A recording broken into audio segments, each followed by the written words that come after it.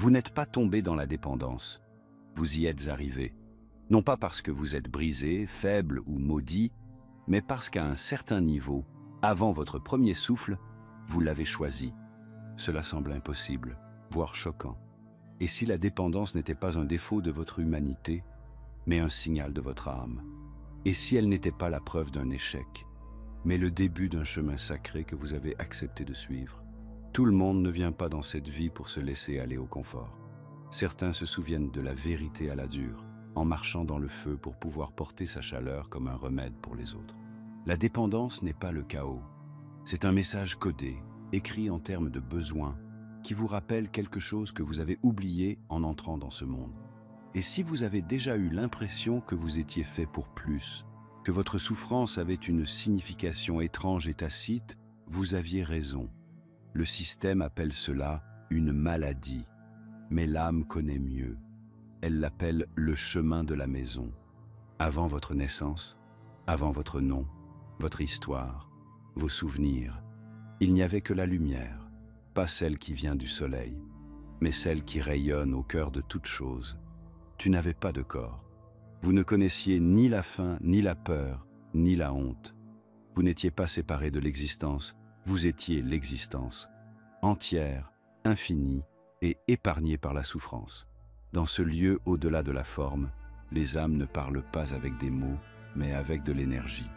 Et dans ce calme, certains font des choix audacieux. Elles choisissent des vies qui les mettront au défi, les étireront, les ouvriront. Non pas pour se punir, mais pour grandir d'une manière que seule une vie d'oubli peut offrir. Lorsqu'une âme décide de s'incarner, elle accepte quelque chose que la plupart des gens n'envisagent même pas, un oubli sacré. Elle choisit de laisser derrière elle ce sentiment d'unité et d'entrer dans un monde de fragmentation. Elle entre dans le temps, dans la dualité, dans la densité. Et avec cela vient l'illusion de la séparation. L'âme ne voit pas cela comme une erreur, mais comme une condition nécessaire à la transformation. Car ce n'est qu'en oubliant qui vous êtes que vous pouvez vous souvenir pleinement. Ce n'est qu'à travers l'illusion de la perte que l'on peut redécouvrir ce que l'on ne peut jamais vraiment prendre. Pour certaines âmes, l'oubli est bref. Pour d'autres, il est dévastateur. Certaines portent des souvenirs anciens de royaumes supérieurs où l'amour était le seul langage. Pour elles, la terre semble étrangère, voire cruelle. La dureté de ce monde, son bruit, son indifférence, sa pression pour se conformer, est ressentie comme une profonde trahison. Ces âmes sont particulièrement sensibles. Et lorsqu'elles arrivent dans des familles ou des environnements qui reflètent cette déconnexion, le chagrin commence très tôt. Ce n'est pas seulement le chagrin de l'enfance, mais le chagrin de l'exil, de la vérité, de la source, de soi. C'est ainsi que la recherche commence. Pas consciemment, au début. Le corps grandit, l'esprit se développe, mais quelque part à l'intérieur, il y a une douleur silencieuse, le sentiment que quelque chose manque, une faim sans nom. Et dans cet espace de confusion, le monde offre des réponses, une boisson, une pilule, un frisson, un écran, une solution. Quelque chose qui rend le vide supportable pendant un moment. Quelque chose qui donne l'impression d'être chez soi, même si cela vous détruit. Mais l'âme sait. L'âme se souvient de ce que l'esprit a oublié. Elle n'a pas envie de la substance. Elle a envie du sentiment que la substance imite. L'appartenance, la paix, l'union. Ces envies ne sont pas des signes de faiblesse. Ce sont des signaux sacrés. Ce sont les murmures de l'âme qui vous rappellent quelque chose d'ancien, quelque chose de réel. Et c'est là que la plupart des systèmes de rétablissement passent à côté de l'essentiel. Ils traitent le symptôme et ignorent la racine. Ils essaient de corriger le comportement sans jamais poser la question profonde. Pourquoi la blessure était-elle là au départ? Pas seulement dans votre enfance, mais dans l'espace entre les vies, lorsque votre âme a choisi ce chemin, non pas pour souffrir sans fin, mais pour s'éveiller à travers lui. Ces connaissances ne sont pas souvent évoquées, car elles remettent en question tout ce que l'on nous a appris à croire au sujet de la douleur. Mais dans Insights Academy, notre lettre d'information gratuite, Nous partageons ce qui ne peut être dit ici, des vérités plus profondes, des enseignements cachés et une sagesse ésotérique. Pour une durée limitée, en vous inscrivant, vous recevrez un exemplaire gratuit du Kybalion, l'un des textes hermétiques les plus importants jamais écrits. L'âme ne cherche pas le confort, elle cherche l'évolution, elle cherche la croissance. Et souvent, cette croissance est déguisée en dépendance, en chaos, en effondrement. Non pas pour vous briser, mais pour vous amener au bord du gouffre, là où l'esprit ne peut pas continuer, et où seule l'âme peut mener. Il y a un moment dans la vie de chaque chercheur où il se rend compte que l'obscurité n'était pas un détour, c'était le chemin, que l'envie n'était pas une malédiction, c'était une boussole, que même dans leurs choix les plus autodestructeurs, une partie d'eux-mêmes essayait toujours de rentrer à la maison.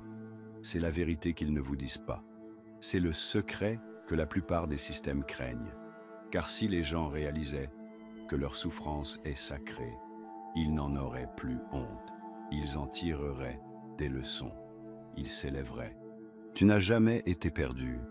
Tu as seulement été caché de toi-même. Et maintenant, le souvenir commence. La dépendance n'est jamais une simple question de substance. Il s'agit de l'espace que la substance tente de remplir. Un espace que la plupart des gens ne réalisent même pas qu'ils portent. Un espace sculpté par une seule illusion silencieuse. La croyance que nous sommes séparés. Séparés de l'amour. Séparés les uns des autres. Séparés de la source qui, avant que nous n'arrivions ici, nous tenait dans une parfaite plénitude. Et c'est cette illusion, plus que tout traumatisme, tout produit chimique ou toute blessure héritée, qui devient la racine de la dépendance. Cela se voit dans la façon dont les gens se déplacent dans le monde, toujours en train d'atteindre, toujours en train de saisir. Ils essaient de trouver quelque chose en dehors d'eux-mêmes qui complétera le tableau. Certains recherchent l'argent, d'autres recherchent la célébrité, d'autres recherchent l'engourdissement, les sensations fortes, la nourriture ou les relations. Mais en dessous de tout cela, la même histoire silencieuse se joue. Je ne suis pas assez sans quelque chose de plus. Cette histoire est la graine de la séparation. Et c'est le terreau dans lequel la dépendance se développe. L'âme, cependant, n'oublie jamais la vérité. Elle permet seulement à l'esprit d'oublier pendant un certain temps, afin que l'expérience du souvenir devienne réelle. Mais entre-temps, le moi humain souffre. La douleur de n'appartenir à aucun endroit, de se sentir incompris même dans une pièce remplie de gens, de traverser la vie comme un fantôme dans son propre corps. Ce n'est pas seulement psychologique, il s'agit d'un déplacement spirituel. Et le monde est plein de distractions qui prétendent apporter un soulagement, mais qui ne font qu'approfondir la blessure. Les médias sociaux attirent l'attention, mais ne créent pas de lien. Le travail qui donne une structure, mais pas de sens. Des substances qui permettent de s'évader, mais pas de se libérer. Et lorsqu'une personne s'engourdit suffisamment longtemps, elle commence à croire que sa douleur est son identité, que la dépendance est ce qu'elle est, qu'elle est brisée, défectueuse, irrécupérable. Mais c'est un mensonge. L'illusion ne vous fait pas seulement vous sentir séparé de la source, elle vous fait oublier que vous avez toujours été à sa place.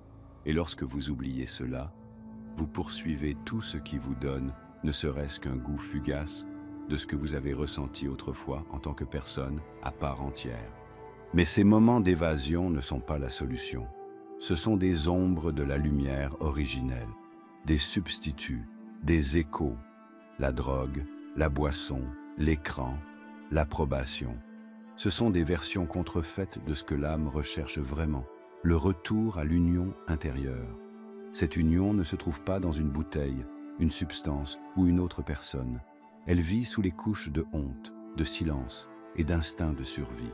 Elle vit dans l'endroit en vous que la dépendance n'a jamais touché. Le monde vous dira de vous réparer, de discipliner vos habitudes, de devenir abstinent et d'aller de l'avant. Mais vous n'avez pas besoin d'être réparé. Vous avez besoin qu'on se souvienne de vous rappeler à votre bon souvenir, d'être récupéré par votre âme. La véritable dépendance n'est pas liée à la substance, mais au mensonge selon lequel vous êtes incomplet sans quelque chose d'extérieur. Et lorsque ce mensonge commence à s'effilocher, tout change. Les gens se demandent souvent pourquoi la guérison prend tant de temps. Ce n'est pas parce que le corps est faible ou que l'esprit est lent. C'est parce que l'illusion de la séparation est profondément ancrée. Elle est ancrée dans le langage que nous utilisons, les systèmes dans lesquels nous évoluons, la culture dont nous héritons. On nous apprend à rechercher la validation, avant même de savoir comment ressentir notre propre cœur. Nous sommes entraînés à rechercher le succès et non la connexion. C'est ainsi que l'illusion se cache à la vue de tous, renforcée par une société qui se nourrit de notre déconnexion. Mais voici le changement. Lorsque vous commencez à voir l'illusion pour ce qu'elle est, elle perd son pouvoir. Lorsque vous réalisez que vous n'avez jamais été vraiment seul, que votre âme a toujours essayé de vous guider, vous commencez à vous réapproprier votre vie, lentement, doucement, avec respect.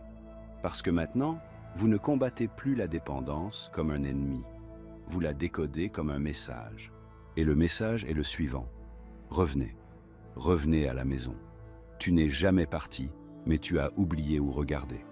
Personne ne se réveille en choisissant la dépendance. Personne ne rêve de devenir dépendant. Cela ne commence pas par un plan. Cela commence par un sentiment, souvent invisible, parfois insupportable. Une douleur silencieuse, un vide qui refuse d'être nommé.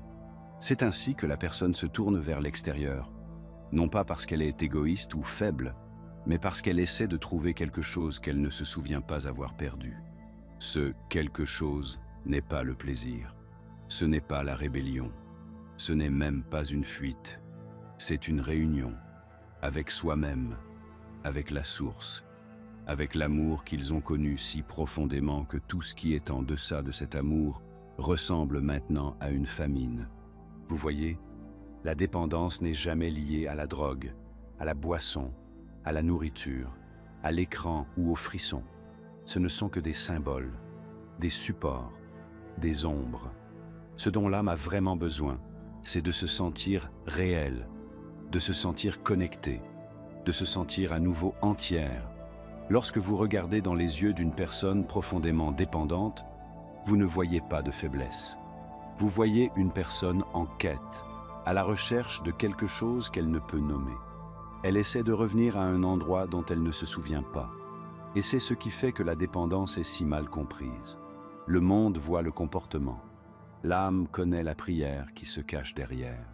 Pendant un instant, la substance fonctionne. Pendant un instant, le bruit se calme, les bords s'adoucissent, le corps se détend, l'esprit cesse de s'emballer. Et à ce moment-là, la personne a un aperçu de ce qui lui manquait, mais ce n'est qu'un aperçu. Il s'estompe. Et lorsqu'il s'estompe, le mal est plus fort qu'avant. Maintenant, la honte s'ajoute à tout cela. Maintenant, il y a la culpabilité. Maintenant, il y a la croyance. Je suis trop loin. Et le cycle continue. Non pas parce qu'ils veulent entrer dans la spirale, mais parce que la spirale est devenue leur seule porte d'entrée pour retrouver cette paix éphémère. Mais voici la vérité. L'âme n'a jamais voulu de la substance. Elle voulait ce que la substance promettait. Connexion, le soulagement, la plénitude. Et sous la dépendance se cache une intelligence, un désespoir sacré qui tente, de la seule manière qu'ils connaissent, de rentrer chez lui. Lorsqu'une personne est dépendante, elle n'essaie pas seulement de se sentir bien, elle essaie de se sentir Dieu, de revenir au calme divin qu'elle a connu autrefois, lorsqu'elle était plus qu'un nom, plus qu'un corps, plus qu'une histoire. Mais ils ne s'en souviennent pas. Au lieu de cela, ils recherchent ce que ce monde leur offre, des hauts rapides, un soulagement instantané, une paix synthétique. L'âme chuchote, mais le bruit est trop fort. C'est ainsi que la personne cherche à nouveau, et encore, non pas parce qu'elle aime la dépendance, mais parce qu'elle a oublié comment écouter ce qu'elle désire vraiment. Ce désir n'est pas une faiblesse, elle est sacrée, elle est ancienne, et si elle est honorée, si elle est vraiment considérée pour ce qu'elle peut ramener quelqu'un à lui-même comme rien d'autre ne pourra jamais le faire. C'est pourquoi certaines des personnes les plus douées spirituellement sont celles qui ont été confrontées à la dépendance.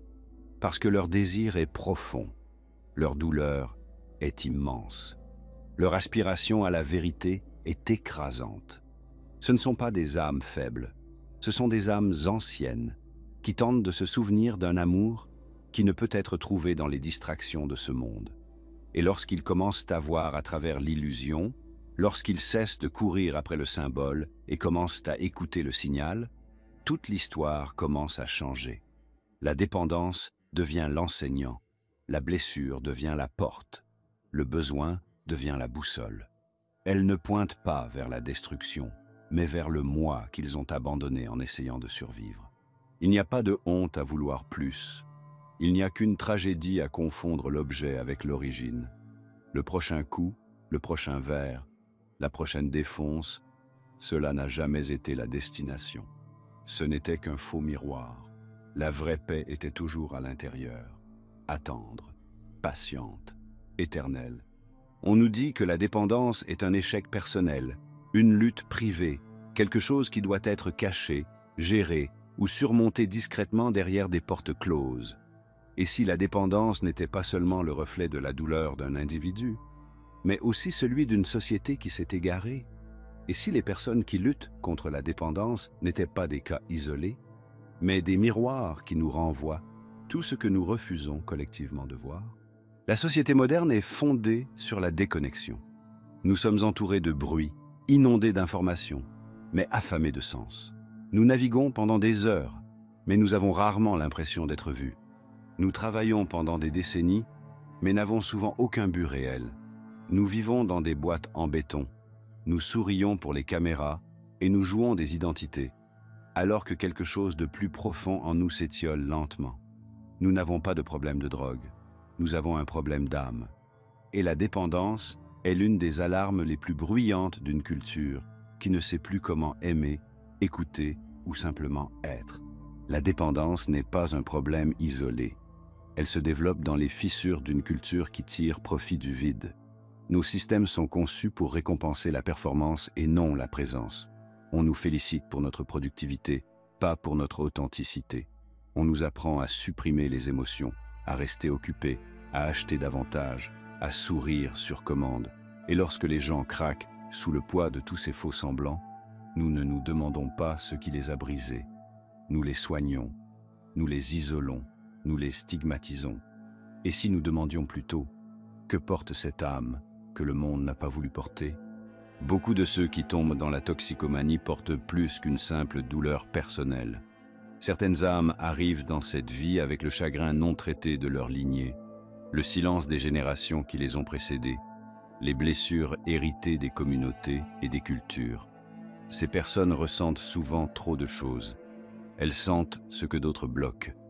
Et dans un monde qui ne sait pas comment accueillir le chagrin, le calme ou la profondeur, elles doivent se débrouiller seules. La dépendance n'est pas le fruit du hasard. Elle devient un langage, une expression désespérée de quelque chose qui n'a pas sa place dans les conversations superficielles et les styles de vie élaborés. Il y a quelque chose de dangereux dans une société qui pathologise la douleur au lieu d'en rechercher la racine. Elle engourdit le symptôme au lieu de transformer la cause.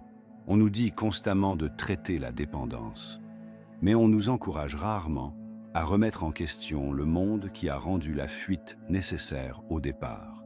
La véritable maladie n'est pas dans l'individu, mais dans l'environnement, dans la façon dont nous isolons au lieu d'étreindre, dans la façon dont nous faisons honte aux personnes qui expriment la douleur même que le système a contribué à créer. Et pourtant, ce sont souvent ceux qui tombent le plus durement qui se relèvent avec la sagesse la plus profonde.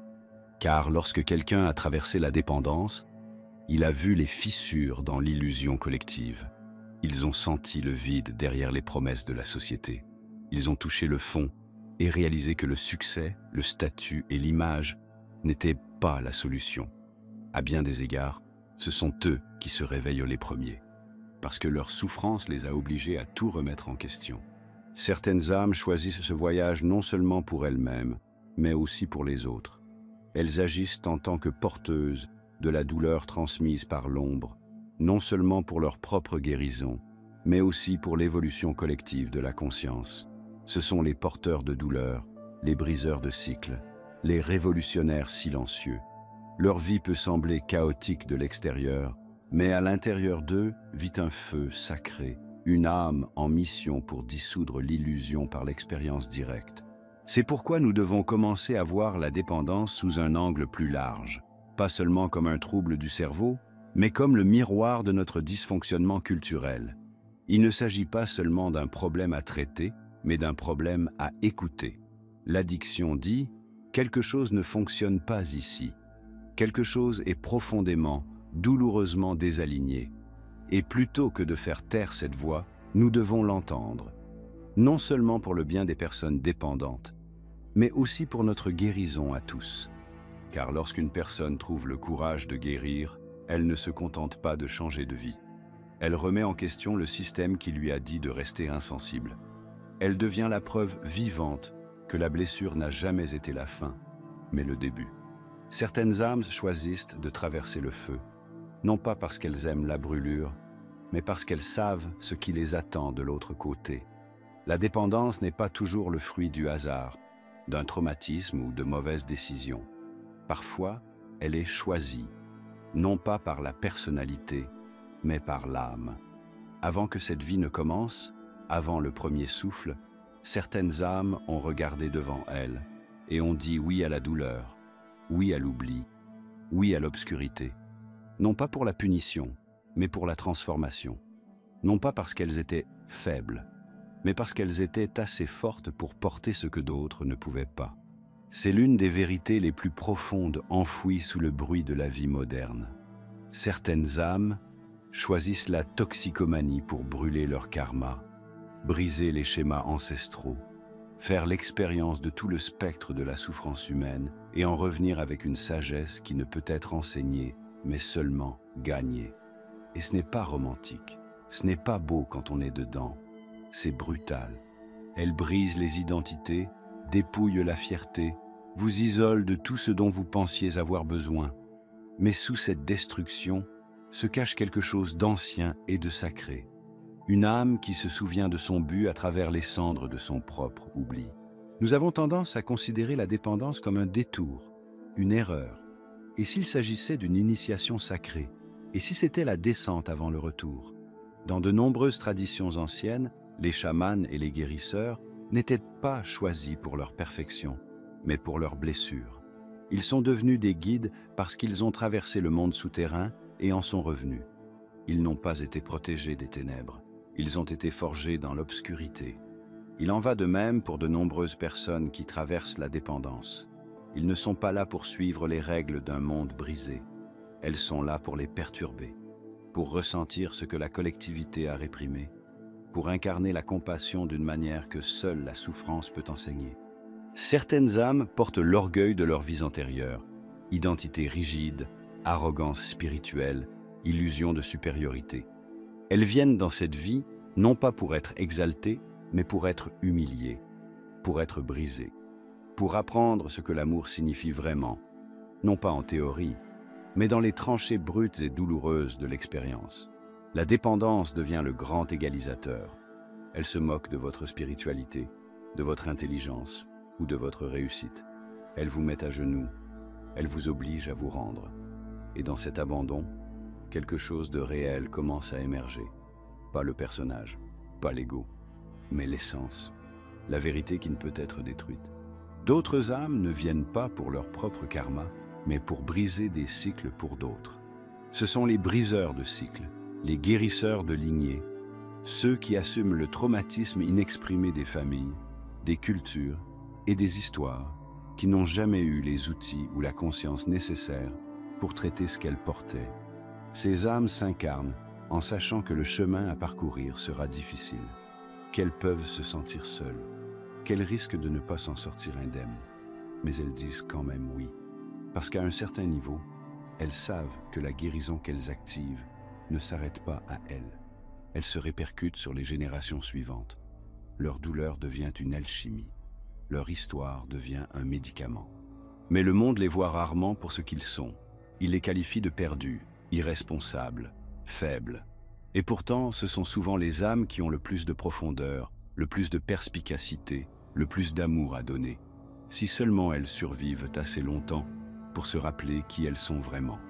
C'est pourquoi la compassion n'est pas seulement de la gentillesse, c'est de la reconnaissance.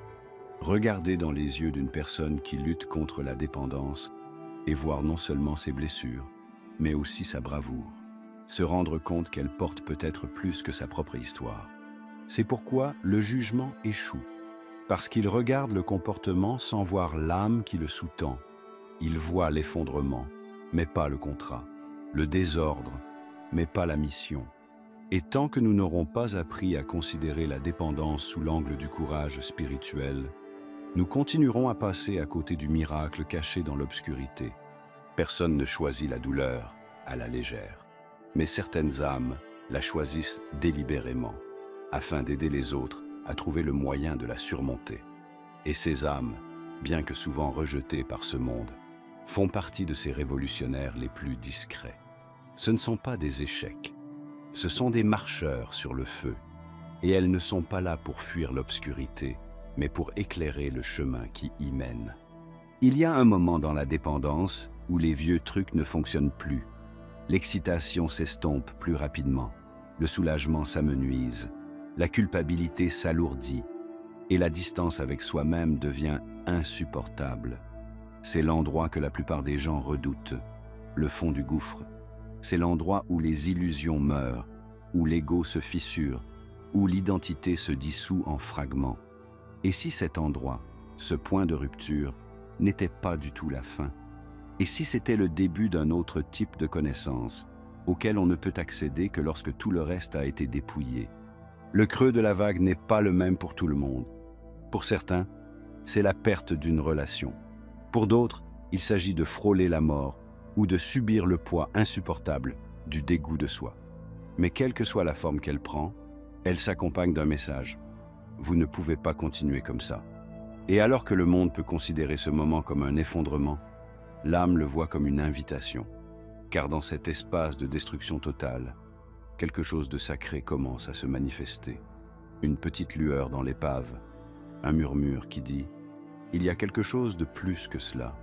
Et ce murmure, aussi faible soit-il, est le début du souvenir. Jusqu'à présent, la majeure partie du voyage a consisté à échapper à la douleur, s'endormir, se cacher, fuir le chagrin de la séparation. Mais c'est au fond du gouffre que s'arrête l'échappatoire, là où la fuite devient impossible.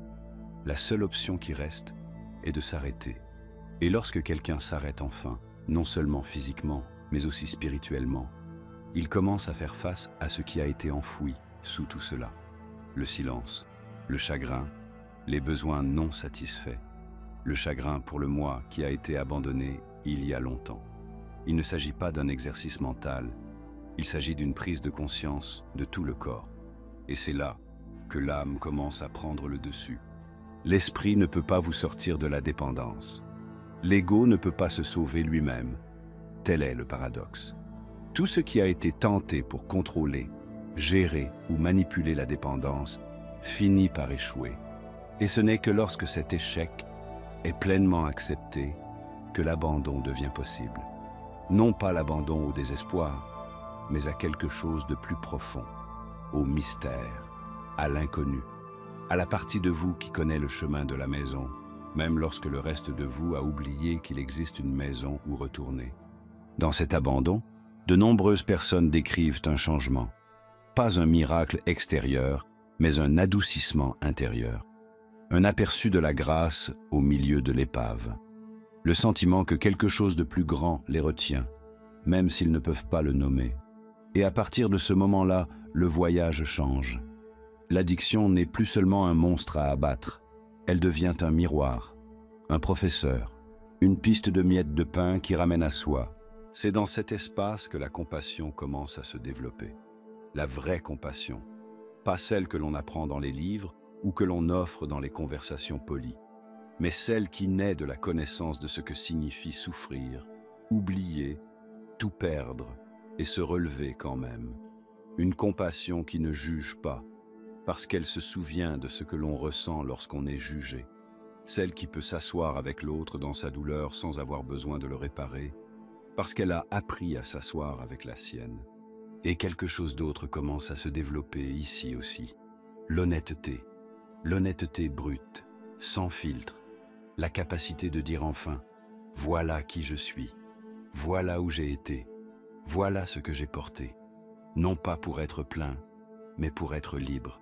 Parce que la guérison ne commence pas par la perfection. Elle commence par la vérité. Et lorsque la vérité est dite sans honte, la guérison entre comme l'air dans une âme qui étouffe. C'est le cadeau caché de la dépression. Il rompt le charme. Il met fin à la performance. Il permet à l'âme de s'élever. Pas par la force, pas par l'effort, mais par la présence, par le souvenir. En choisissant, une respiration à la fois, de revenir. Parce que le fond du gouffre n'est pas le bord de la vie, c'est le bord de l'illusion. Et une fois que vous l'avez dépassé, vous ne tombez pas. On commence à s'élever. Il y a un moment, silencieux, subtil, où quelque chose bascule à l'intérieur. Il n'y a pas de fanfare, ni d'éclair. Il arrive souvent dans le silence, après que les pleurs ont cessé et que le chaos s'est installé. Ce n'est pas le moment où l'on devient propre, ou où l'on franchit la ligne d'arrivée. C'est plus profond que cela. C'est le moment où vous réalisez que vous n'essayez pas de devenir quelqu'un de nouveau. Vous vous souvenez de qui vous avez toujours été. La sortie de la dépendance n'est pas une ascension, mais un retour vers l'intérieur. Et ce retour est sacré. Guérir ne signifie pas effacer le passé. Cela signifie l'affronter sans crainte. Cela signifie rencontrer les parties de vous que vous avez passé des années à éviter. La culpabilité, la honte, les décisions qui vous hantent, et les voir non pas comme la preuve de votre brisure, mais comme des enseignants. Chaque chute a un message, chaque spirale contenait un signal, et aussi douloureux que cela ait été, chaque moment vous a rapproché du cœur de quelque chose de réel. La sagesse sous la blessure. Parce que la blessure n'est jamais qu'une douleur. C'est un passage. C'est l'endroit où votre ego s'est ouvert et où votre âme a commencé à se déverser. Et lorsque vous cessez de la fuir, elle devient une source de vérité, une sorte de boussole. L'endroit où vous vous cachiez devient l'endroit d'où vous parlez, non pas avec fierté, mais avec présence, non pas avec honte, mais avec profondeur. Vous ne portez plus la douleur comme une lettre écarlate, vous la portez comme un médicament. C'est l'alchimie du rétablissement. Transformer le désordre en sens, transformer la blessure en sagesse. Et pas seulement pour soi. Parce qu'il se passe quelque chose lorsqu'une personne guérit d'une dépendance, pas seulement physiquement, pas seulement mentalement, mais aussi spirituellement. Elle commence à porter une fréquence que les autres peuvent ressentir. Elle devient sûre, pas parfaite, pas éclairée, mais elle est réelle. Et cette réalité devient une lumière pour les autres qui errent encore, qui cherchent encore, qui souffrent encore, en silence. Vous avez probablement déjà rencontré quelqu'un comme ça. Quelqu'un qui ne bronche pas lorsque vous parlez de votre noirceur. Quelqu'un qui ne vous donne pas une citation motivante lorsque vous avez du mal à tenir le coup. Quelqu'un qui sait, sans avoir besoin d'expliquer. Ce genre de présence ne peut pas être simulé. Elle naît dans le feu. Et c'est le cadeau que porte l'âme en voie de guérison. Pas seulement la sobriété, mais la sincérité. Pas seulement l'abstinence, mais la clarté. Pas seulement le rétablissement, mais le souvenir. Et ce souvenir devient un mode de vie. Vous commencez à vivre différemment, non pas parce que vous suivez un programme ou que vous cochez des cases, mais parce que vous avez goûté à quelque chose de vrai et que rien de moins ne vous satisfait plus. Vous ne vous contentez pas d'éviter la rechute, vous choisissez l'alignement. Vous ne vous contentez pas de rester à l'écart de la destruction, vous marchez vers la plénitude, vers le calme, vers la source. Vous commencez à aimer différemment, non pas d'une manière désespérée qui demande aux autres de vous compléter, mais d'une manière stable qui honore ce qui est vrai. Vous cessez de rechercher l'approbation, parce que vous vous êtes finalement approuvé vous-même. Vous commencez à fixer des limites, non pas par colère, mais par dévouement à votre paix. Vous ne vivez plus en mode de survie. Vous commencez à créer, servir, à écouter. Vous commencez à réaliser que les choses même que vous pensiez être trop brisées pour aider les autres sont exactement celles qui vous en rendent capable aujourd'hui. Et c'est ce que le monde ne vous dit pas. Les personnes qui ont traversé la dépendance et s'en sont sorties deviennent souvent les guérisseurs, les mentors et les amis les plus puissants. Non pas parce qu'ils ont appris quelque chose dans un livre, mais parce qu'ils l'ont vécu.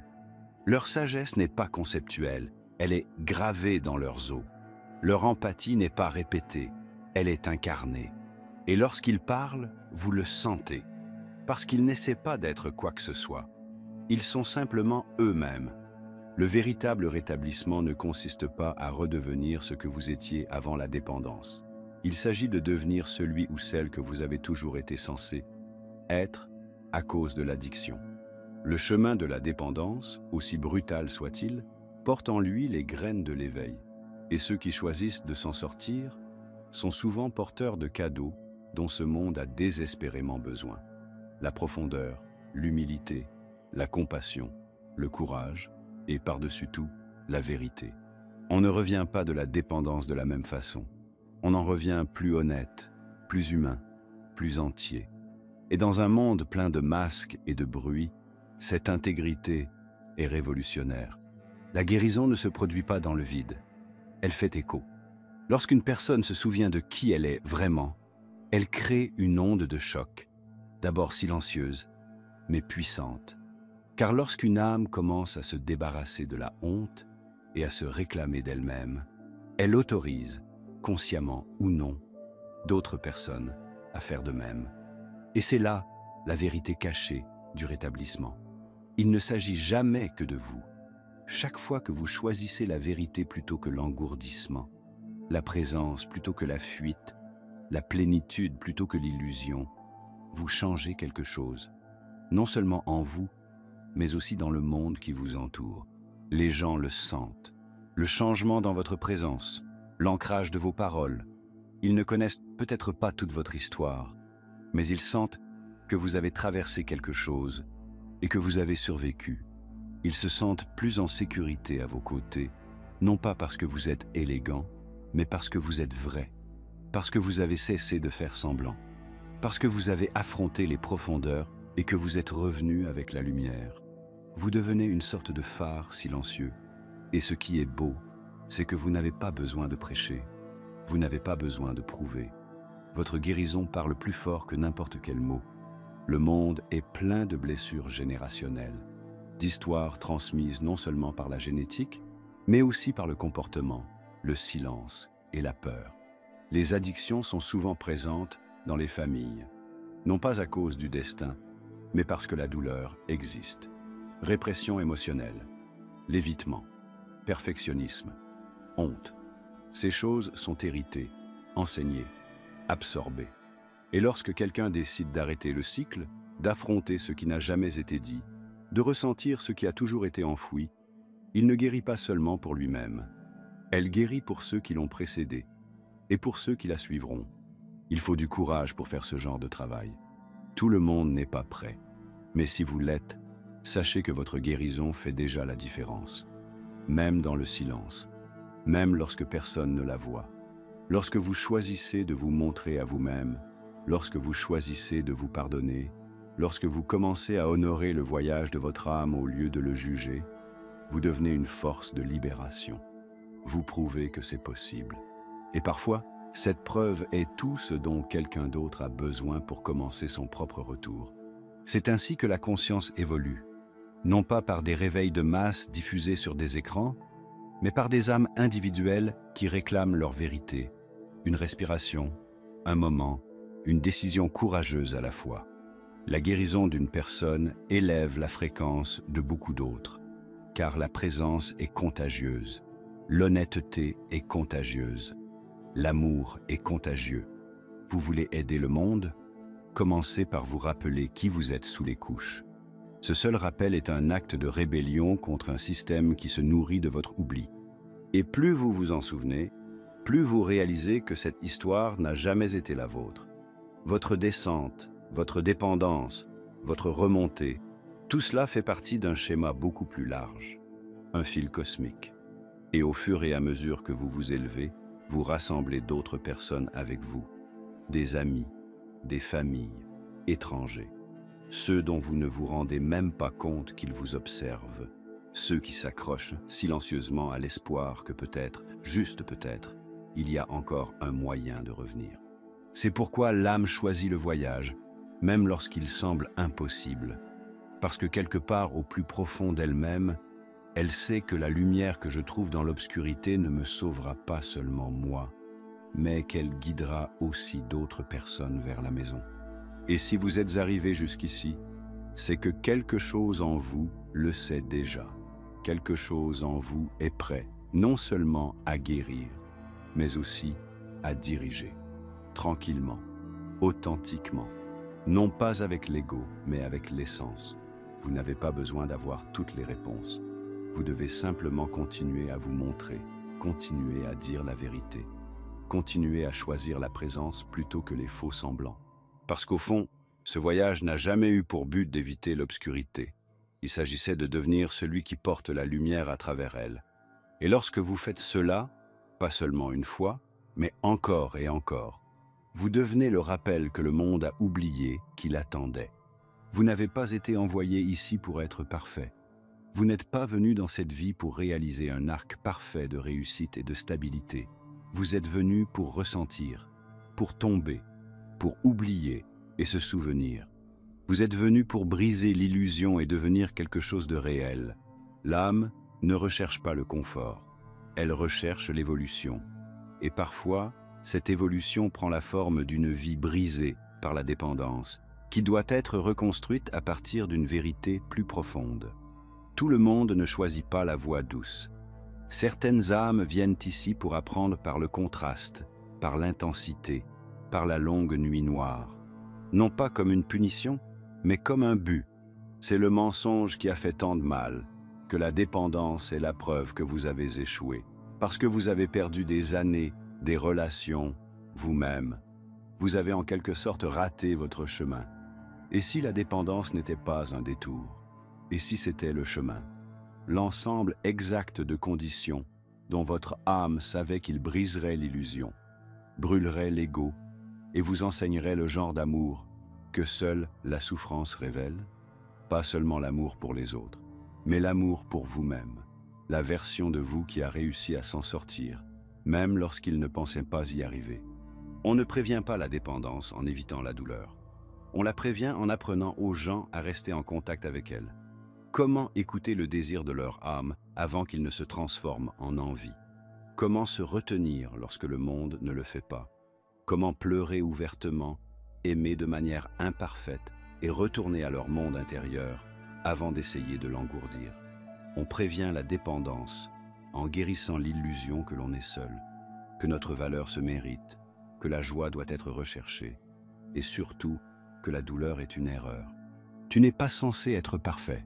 Vous êtes censé être entier, et la plénitude inclut chaque version de toi, celle qui est tombée, celle qui a couru, celle qui est restée et celle qui s'est relevée. Vous n'avez pas besoin d'effacer votre passé pour être digne de votre avenir. Vous n'avez pas besoin de porter la honte comme un sac à dos rempli de preuves. Vous avez le droit d'être à la fois la leçon et la lumière, celui qui s'est brisé et celui qui s'est reconstruit. Et peut-être que maintenant, avec tout ce que vous avez vu, vous pouvez devenir quelque chose dont ce monde a désespérément besoin. Une voix qui ne flanche pas, un cœur qui ne juge pas, une présence qui rappelle aux autres qu'ils ne sont pas irrécupérables, qu'ils n'ont jamais été brisés, que la guérison a toujours été possible, même lorsqu'on leur a dit que ce n'était pas le cas. C'est le but de la marche à travers le feu, non pas pour rester dans les flammes, mais pour apporter de la chaleur à ceux qui sont encore gelés dans le froid. Le monde n'a pas besoin de plus de perfection. Il a besoin de personnes qui ont souffert et qui ont quand même choisi l'amour, de personnes qui se sont perdues et qui ont trouvé le chemin du retour, de personnes qui ont vu l'illusion pour ce qu'elle était et qui ont quand même choisi la vérité. Si ce message parle à quelque chose en vous, qu'il soit le début de quelque chose de nouveau, qu'il soit le souffle qui vous emporte plus profondément dans le souvenir, Vous n'êtes pas en retard, vous êtes à l'heure. Et la route qui s'ouvre devant vous, bien qu'incertaine, est la vôtre, avec des yeux ouverts et un cœur reconquis. Si vous ne l'avez pas encore fait, ne manquez pas l'occasion de vous inscrire à Insights Academy, notre lettre d'information gratuite où nous allons encore plus loin dans les vérités de l'âme que nous ne pouvons pas toujours partager ici. Et pour accompagner votre voyage, nous vous enverrons un exemplaire gratuit du Kybalion, un guide intemporel des anciennes lois de la réalité, disponible pour une durée limitée. Si cette vidéo vous a touché, faites-le nous savoir en commentant « J'ai compris »